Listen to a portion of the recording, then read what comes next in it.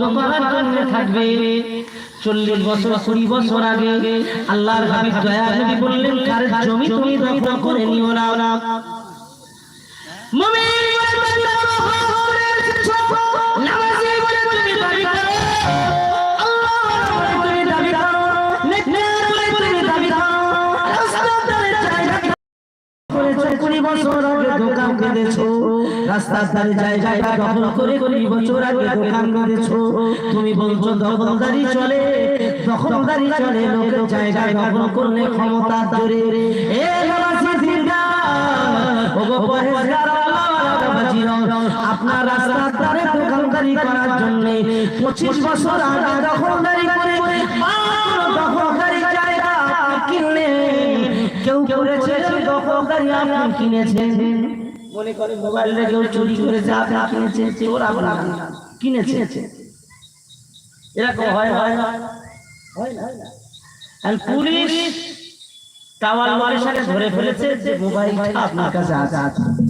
এই ভাই চোরাই মোবাইল, এ কে রে তোর কাছে মোবাইল? কে বলছে? না আলী, আমি আলিপুর থেকে বলছি, লালবাজার থেকে, প্রশাসনিক দপ্তর থেকে বলছি। মোবাইলটা ভালো চাওছে, জমা দিয়ে যাও। ও বাবা চা বলে মাছ নেবে, 10 কেজি মাছ নিয়ে জমা দিয়ে আসে। ও যদি গমরামি করে বলে আমি কিনেছি 5,000 টাকা দিয়ে, মোবাইলটার দাম 30,000 টাকা, তুমি 5,000 টাকা দিয়ে কিনলে, তার মানে ও ঠিক কিনেছে তো? কি গা চোরাই মোবাইল। ও যদি পুলিশের সঙ্গে তর্ক করে বলে আমি 5,000 টাকা দিয়ে কিনিস তো, ওর পিঠে চামড়াও যাবে, মোবাইল যাবে, সব যাবে। ওর 5,000ও গেল, ফের আবার মাছ গেল। যে চুরি করেছিল সে মাছ কাছে টাকা নিয়ে পালিয়ে দখল করেছে। আপনি দখলদারি না, কিন্তু আপনি ওই জায়গাটা কিনেছেন, বলছেন আমি কিনেছি এই মোবাইলটা কেনা। যিনি জমির মালিক তিনি আপনার কাছে 20 বছর পরে গেলেন, ভাই এই জমিটা দোকান বেঁধেছে, এই জমিটা ঘর বেঁধেছে, এই জায়গাটা আমার নামে রেকর্ড, আমার নামে দলিল, আমার জায়গা, আমার তখন ক্ষমতা ছিল না, পার্টির ক্ষমতায় আপনারা নিয়ে নিয়েছেন। কেউ নিয়েছে, আপনি হয়তো নেননি, আমার তখন ক্ষমতা ছিল না, আমি নিতে পারিনি, জোর জবরদস্তি করে নিয়ে নিয়েছে। এই রকম ঘটনা আমাদের দেশে বহু আছে না? চাচাজি বলছেন হ্যাঁ।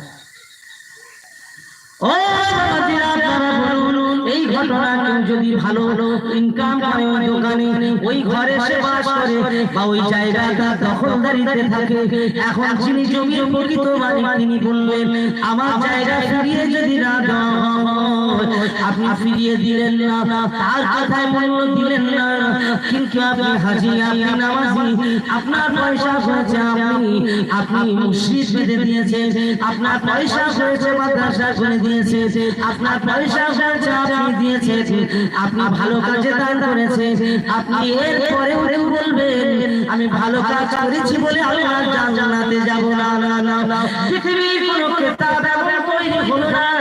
আল্লাহর হাবিব বলেন তুমি কারোর 1 বিঘত জায়গা যদি জোর করে নাও, 1 বিঘত জায়গা যদি জোর করে নাও, আসলে তুমি জাহান্নামে তোমার জন্য তুমি জায়গাকে বরাদ্দ করেছো। 1 বিঘত জায়গা নিয়ে তোমার জাহান্নামে তুমি 1 বিঘত জায়গা বরাদ্দ করেছো। জাহান্নাম দুনিয়ার জমিনে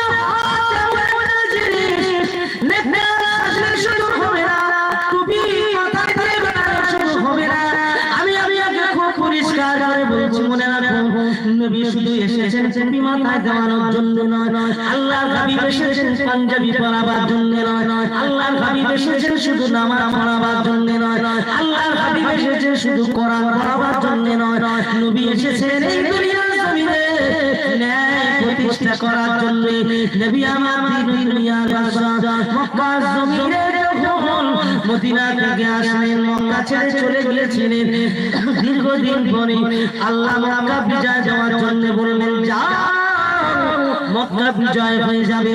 10,000 সাহাবী নিয়ে নবী আমার মক্কা বিজয়ের জন্য রওনা দিয়েছে। কুফার ছেড়ে পালিয়ে যায়, আল্লাহ রাসূলের ভয়ে মক্কার কুফারেরা পালিয়ে যায় নবী সাহাবীরা দম দম দম দম মক্কাতে প্রবেশ করেছেন